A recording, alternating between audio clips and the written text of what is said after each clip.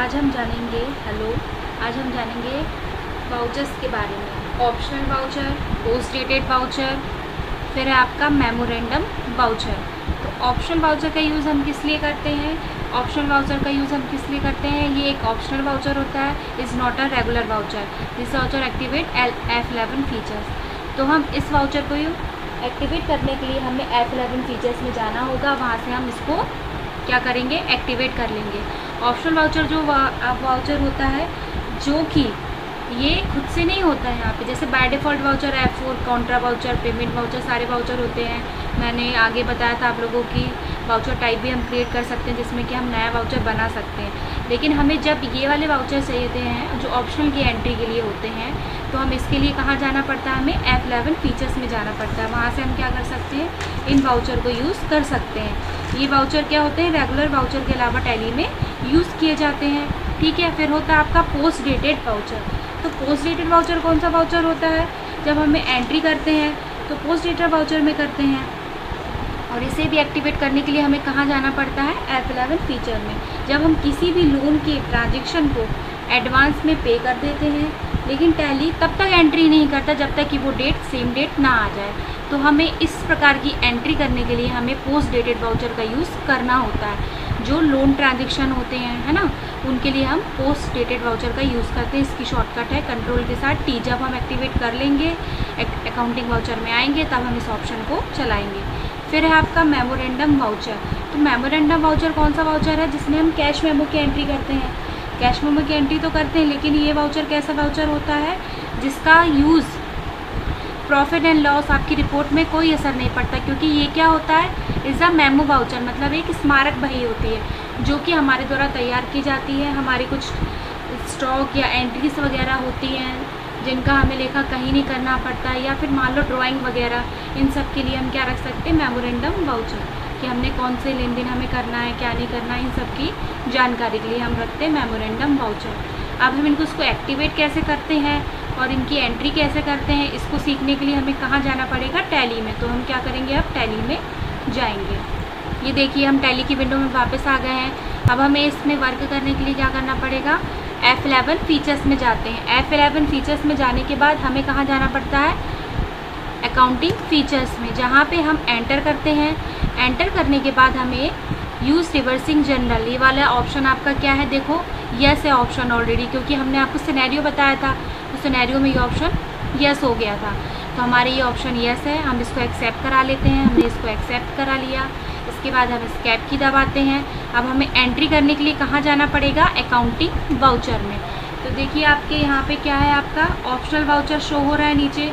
तो आप चाहते हो तो उसको शॉर्टकट की क्या है हमारी, कंट्रोल के साथ L। जैसे हम प्रेस करते हैं तो देखो आपके पेमेंट वाउचर में क्या एक ऑप्शनल यहाँ पे शो होने लगा। तो यहाँ से हम क्या कर सकते हैं, एंट्री कर सकते हैं। ठीक है, पेमेंट वाउचर में चाहे आप किसी भी वाउचर में एंट्री कर सकते हो। ये क्या है, आपके रेगुलर वाउचर के साथ ये यूज़ किए जाते हैं। तो ये आपका आ गया ऑप्शनल वाउचर। अब यहाँ पे आप कोई भी एंट्री कर दो, जो भी आप करना चाहो। मान लो नेहा का नाम लिख लो, या पेट्रोल एक्सपेंस हमने मान लो दे दिया इस महीने 2000 के, इसको एक्सेप्ट करा लिया, ये आपका एक्सेप्ट हो गया। यहाँ पे लिख देंगे बिंग, जो भी लिखना हो being, this voucher is a optional voucher. ठीक है, इसको हमने एक्सेप्ट करा लिया, ये एंट्री आपकी हो गई। ये तो ऑप्शनल वाउचर की एंट्री होगी। देखो आपका वो फिर से चला गया, तो कंट्रोल L फिर से हमें करना पड़ेगा, और कंट्रोल L ही करेंगे तो वो वाउचर हाइड हो जाएगा। ये तो हो गया आपका ऑप्शनल वाउचर जो हम रेगुलर वाउचर के साथ यूज़ करते हैं। इसके बाद हमें बताना है पोस्ट डेटेड वाउचर।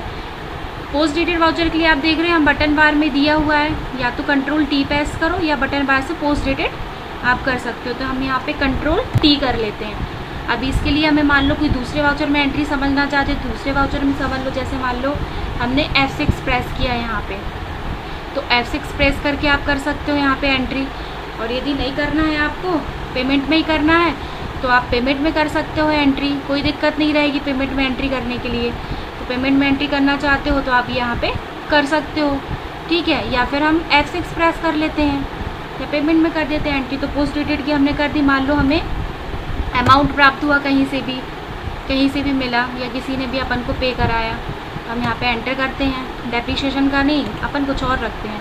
जैसे कि मान लो फिक्स एसेट में, फिक्स एसेट हमने दी किसी को 1 लाख के लिए, यहाँ पे हमारा कैश आ गया। तो ये पोस्ट डेटेड एंट्री है, ये एंट्री हमें नेक्स्ट 1 अप्रैल को करानी, लेकिन आज हमने कर ली तो वो पोस्ट डेटेड वाउचर आ गया।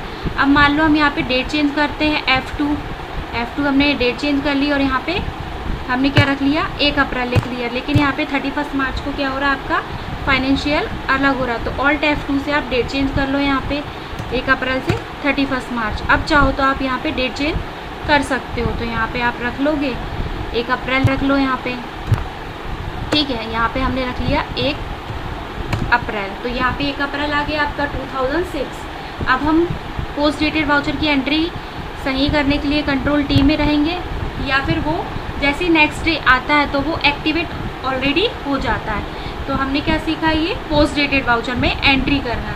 हम इसको डिस्प्ले कराना चाहते हैं तो कहाँ डिस्प्ले कराएंगे, डिस्प्ले ऑप्शन में जाते हैं, फिर जाते हैं हम डे बुक में। तो हमारी देखो पोस्ट डेटेड वाउचर की एंट्री कहाँ पे शो होगी, पेमेंट में। हमने क्या किया था, एंट्री करी, तो हमारी यहाँ पे देखिए शो हो रही है पेट्रोल एक्सपेंस है ये। तो हम चाहते हैं तो उसको डेट चेंज करना पड़ेगा, क्योंकि ये 1 अप्रैल की एंट्री है, तो ऑल्ट के साथ F2 करते हैं, यहाँ पे हम 31 मार्च डाल देते हैं, तो हमारे साल भर की जितनी भी एंट्री है वो यहाँ पे शो हो जाती है। तो आप देखो आपके जो वाउचर है, जो एंट्री करी थी हमने, कौन सी करी थी, पेट्रोल एक्सपेंस की ऑप्शनल वाउचर में, तो ये देखो ये अलग से आपकी शो हो रही है कि नहीं हो रही है। इसके बाद पोस्ट डेटेड वाउचर की एंट्री आपकी क्या है, यहाँ पे शो नहीं होगी। इसलिए शो नहीं होगी क्योंकि वो पोस्ट डेटेड वाउचर है, और वो जब वो एक्टिवेट कब होगा, क्योंकि हमने सेम डे एंट्री नहीं करी है, ठीक है। तो ये पोस्ट डेटेड वाउचर हुआ, ये एंट्री हमने देख ली है। इसके बाद हम आते हैं अकाउंटिंग वाउचर में, फिर उसके बाद हम जाएंगे कहाँ, मेमो में।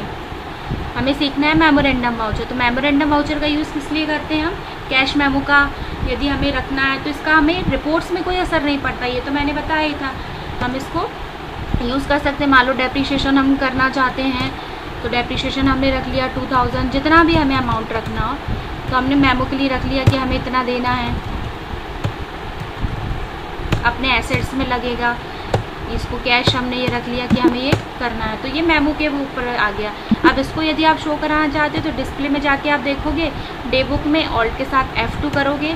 याद रखना, आप टैली की किसी भी विंडो को यदि आप ओपन करते हो तो ओपन करने के लिए हमें डेट का बहुत ध्यान रखना पड़ेगा। जब तक आप डेट चेंज नहीं करोगे तो वो आपकी एंट्री शो नहीं होगी, जिससे आपको दिक्कत जाएगी। तो देखिए आपका यहाँ पे मेमोरेंडम वाउचर शो हो रहा है, वो सिर्फ मेमोरेंडम में शो हो रहा है, बाकी आप ऑप्शनल को देख रहे हो पेमेंट के साथ में शो हो रहा है, जिस वाउचर के साथ रखता है। मैंने बताया था रेगुलर वाउचर के साथ ऑप्शनल को यूज़ कर सकते हैं, लेकिन मेमोरेंडम वाउचर देखो खुद से आपका अलग शो हो रहा है, ठीक है। तो आज की क्लास में हमने क्या सीखा, optional voucher, post dated voucher में एंट्री करना, मेमोरेंडम वाउचर में एंट्री करना, ठीक है। Thank you.